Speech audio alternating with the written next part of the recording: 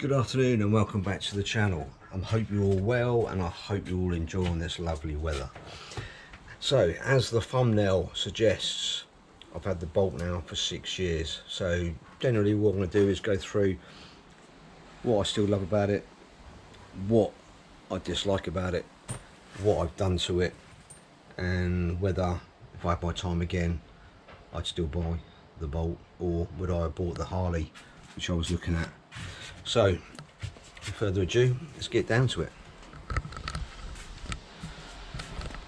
So there she is. The problems I've had with the Bolt, there's only one problem I've had with it since I've had it for the 6 years, and that was a flat battery.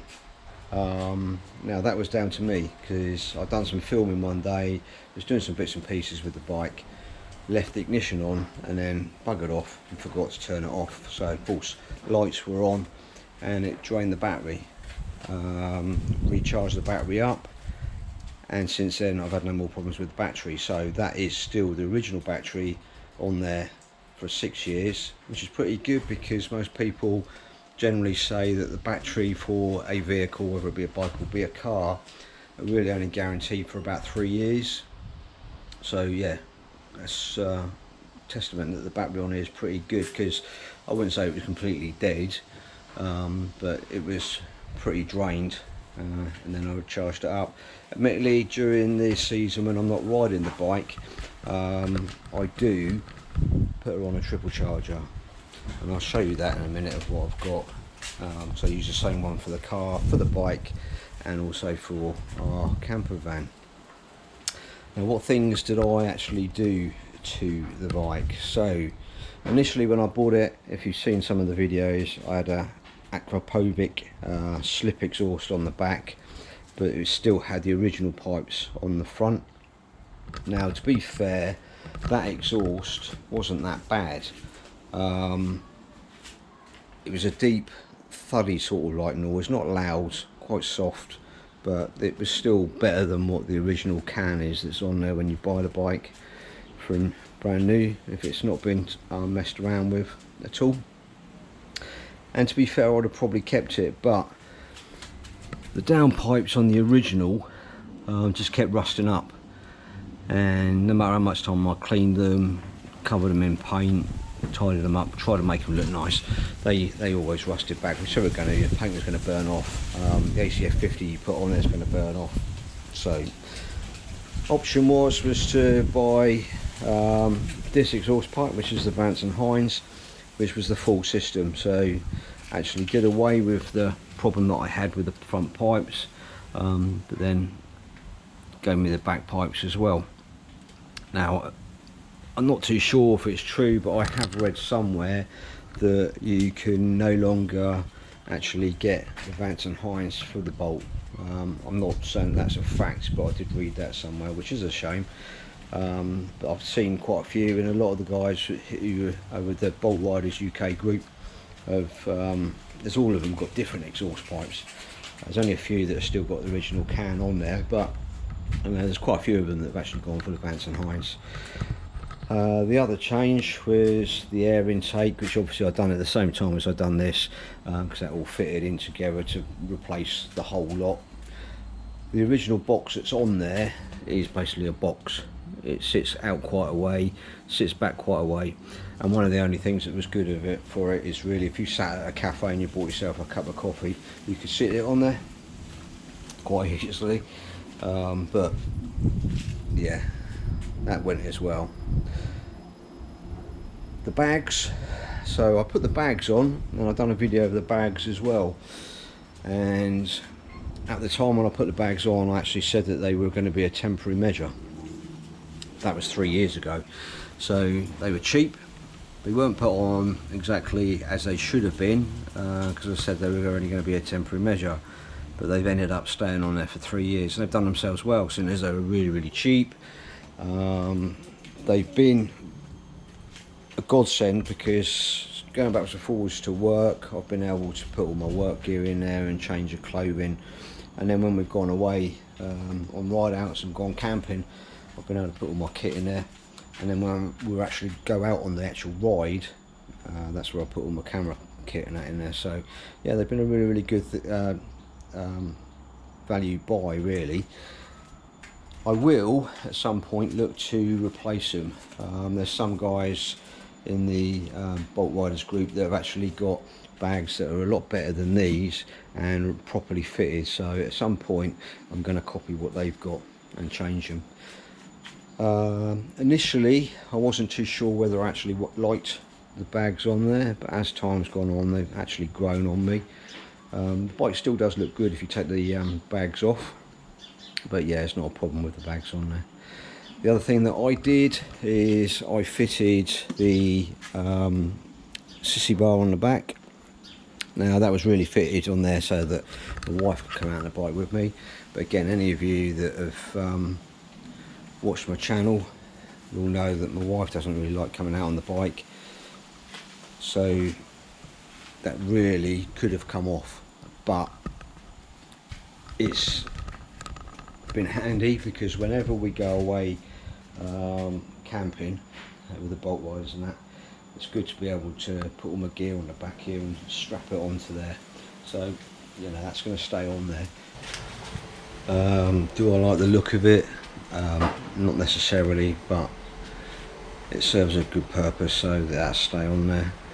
Then the other thing I've done was I fitted the booster plug. Now I've done a video about fitting it on there, and I'm still getting people getting in contact with me now with regards to the booster plug. I'm still happy that I fitted it. I know a lot of people go on about being able to send their ECU off to Ivan to get it remapped, but obviously there's a little bit of a time implication there with it being sent off and getting it back, and whether you want your bike to be off the road. Also, I bought that and then fitted that quite quickly and quite easily. Now I still stand that it has improved the way that the bike rides. It doesn't have that lull as you pull away. It still has that get up and go in it, and I'm still happy that the consumption, or the fuel consumption, is okay. The fuel consumption I'm getting with the bike is probably the same as what it was before I fitted it, and when I go out and ride outs with the other lads and that, I'm getting the same consumption as what they are. So yeah, I'm still happy with that.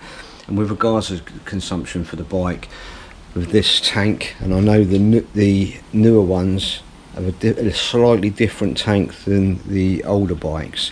The older bikes you can actually see a seam join, whereas with these you can't see it. So these are slightly, very slightly bigger, not a lot, but a little bit bigger, and I'm getting around 100 to 110 miles on a tank of fuel before the light comes on, and then once the light comes on, then you're looking at another 20 odd miles before you're sort of like on empty, which is really pretty good. So yeah, I'm happy with that. There are a few people that have said that they've put it on their bike and they've not seen any difference, but opinions seem to vary. There's quite a few that put it on the Bolt Riders group. I know Lenny put it on there and he saw a difference and thought it was better. And there's been a few other people that have come back to me saying that they can definitely see there's a slight change in the way that the bike rides and the way that the bike runs. Now, it's not going to turn it into a super bike, and I said that when I done the original video. If I wanted to ride a bike that was going to break the land speed records, I wouldn't be riding a Bolt, and I definitely wouldn't be riding a cruiser. I'd be getting a sports bike. So, you know, that's not what I fitted it for. I just wanted it to give the bike that little bit of lift as you pull away, and so it runs better. Again, some people have come back and said one of the things that it does is fools the ECU into believing that the bike's colder than what it is, or the atmosphere is colder than what it is, and so that the choke stays on for longer. That might be so, I'm not sure. I'm not that technically minded, but I just know that I'm happy, and I was from the moment I started the bike up after I'd fitted that booster plug, that it definitely made a difference. Now go back and watch my videos and you'll see me fitting it. It wasn't hard to fit, it's a cheap option, and I definitely would fit it again. Let's have a look quick now at how many miles I've done before anyone says I don't ride it enough.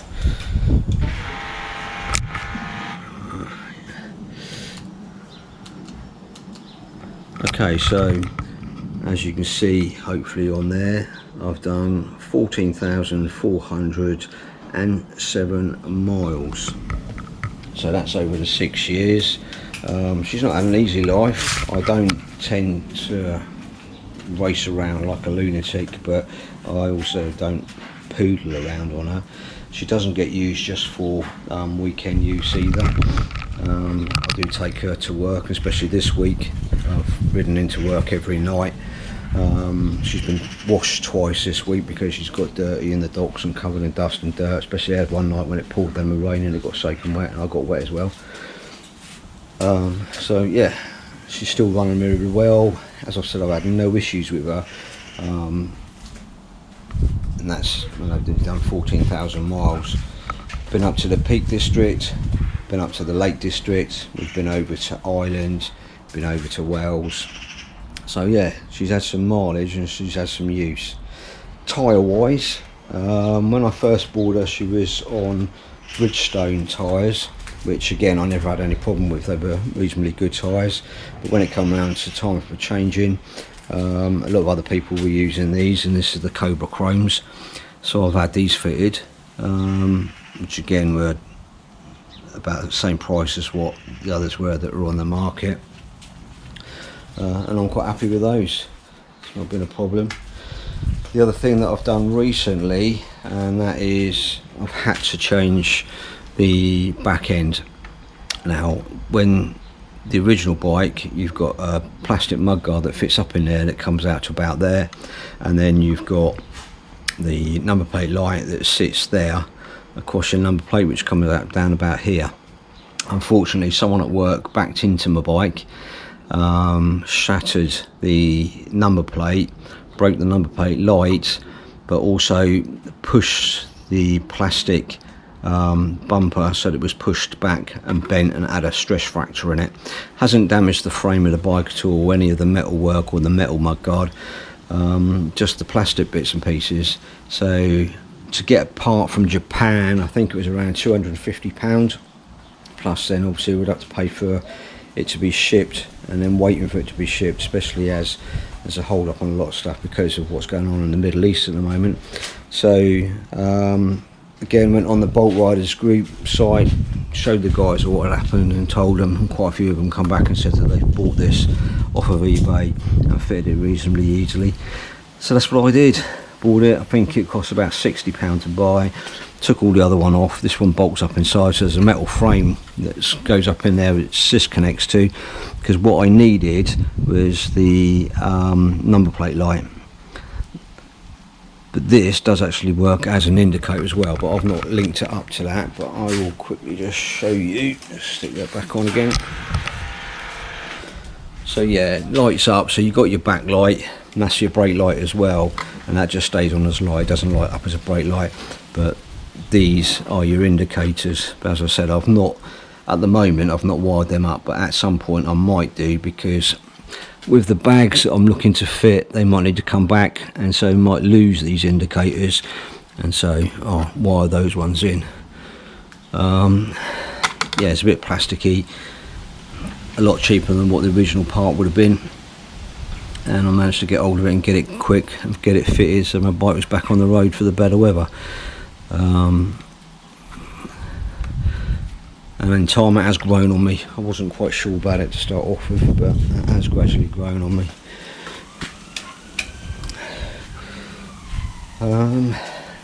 As I said about the cable, there's a cable in there. I think you can see it better from the other side.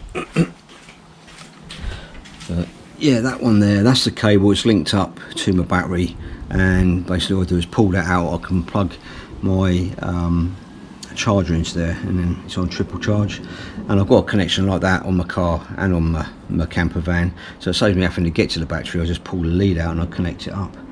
So yeah, it's fine. But yeah, I do keep her clean and tidy. One of the issues is you get a lot of dirt and crap go up in underneath there, and as you can probably see from the video, that the frame there is dull, it's not shiny, and the reason for that being is because my framework on my bike is completely covered in Lano-Guard. So every year when around Christmas time, when we're not riding anymore and it's going to be off the road for a bit, I'll get there and I'll clean that all off with white spirit or petrol, clean it down, take it right back to the nice shiny metal, make sure there's no issues with any rust coming out, and then I'll blind you for the sun there, and then I'll go over it again with Lano-Guard and ACF 50 and totally cover it underneath to make sure that it's all protected. One thing that has happened for me, and that is this has happened, and I'm not too sure how. I noticed it after we come back, or I come back from the Norfolk ride out that we done, and I took the bike up there on the back of the trailer, and all I can think is something was spraying up off the back of the car and damaging it, but there's no damage to anything else on the bike. Like, this isn't marked, there's no chips, there's no markings on any of the forks or even on the back of the actual mirrors. It's just there. So not too sure about that, but again, that's a job I'm going to be doing this year once I take it off the road towards Christmas. Strip these off, strip that right down, and then repaint it. Probably just go with some smooth Hammerite paint, just to make it look a lot better. Obviously for me, so when I'm out on the bike and I'm filming, I've got a camera link there for my Insta360, and then I've got one on the front as well, so that I can get back view and front view. All of this conduit, that's basically just on there to prevent my camera, when I fit it on here, from vibrating and rubbing on the cables, because it does move. That one's got a little bit of a mark on it. They do move, and I don't want to damage any of the cables that are there, so that's on there to stop that from doing that. The other thing that I had fitted, and again for my camera but also for my phone, the USB, so that only runs when the battery's actually running, or sorry, the bike's actually running, so it don't run the battery down. That's on there. So again, I can use my phone for a sat nav if I really need to. I can plug my phone in there to charge it up. I also can plug the batteries in there for the cameras. So there she is, 6 years on, still nice and clean, still lovely. As I said, I've not had any problems with her whatsoever. Touch wood. Now, would I have bought that bike again if I had my time again? Right, yeah, I would, definitely. I'm more than happy with this bike,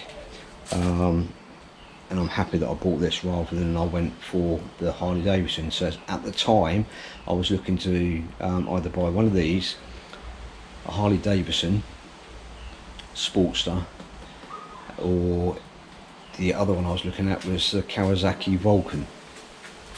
Now, the Vulcan, I think the CC on the Vulcan only went up to something like 650. I can't totally recall what it was, but so that counted that out. So I wanted to go up as high as I could. Then you've got the Sportster, which obviously was a little bit lower than what this is in CC, but the Sportster was around the same price as this. However, on the Sportster, you didn't get the rear seat and you didn't get the rear pegs, which you might have hidden underneath there. To get those, you had to pay an extra, I think it was about £500 to £600 a Sportster. So yeah, I wasn't overly keen on that, because for me, you should have got what you were paying for. This was that price with those on there, just around £8 grand, brand new.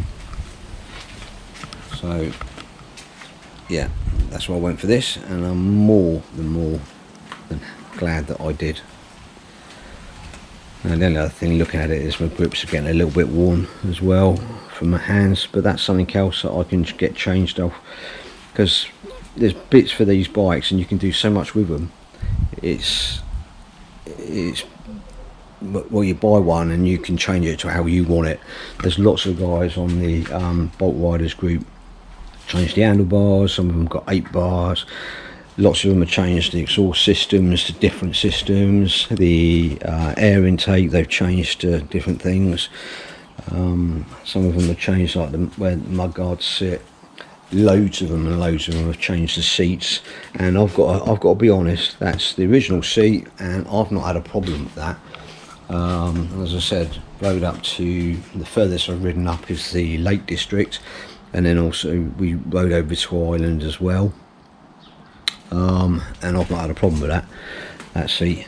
Maybe it's because I've got a small bony arse, and like some of them are a little bit on the larger side than me, but yeah, that seat's been really good, really comfy, so yeah, I've not got an issue with that. I must say I probably wouldn't want to be sat on the back seat for a long period of time, because that doesn't look particularly comfortable. And as I said, my wife very rarely goes on the back of the bike with me, so she can't really say that it's uncomfortable, because if we ever do go anywhere, we're only on there for about 15 minutes, get somewhere, have a cup of tea and then ride back. So yeah, but yeah, I'm happy with that. So I'm happy with the bike. 6 years on, still running like a dream, and yeah, the only thing is now is you can't buy these in the UK anymore or in Europe anymore, brand new. I'm not going to say this was the last one that was sold in the UK, but it is one of the last ones that was sold in the UK. I know that Christoph, who's with the Bolt Riders UK group, is also the same year as mine, so his was one of the last ones as well to be sold in the UK. But if you're interested in buying a Bolt, there always seems to be quite a few that are available. On the Bolt Riders Facebook page, there's always someone on there that seems to be popping up saying that they're selling their bike for one reason or another. But to be fair, I don't think anyone who sells one is actually ever going to turn around and they're selling it because they're crap bikes. They're just selling it because they don't use it enough. They are brilliant. Right, so before I finish, let's just start her up so you can still see and listen to the way that she is.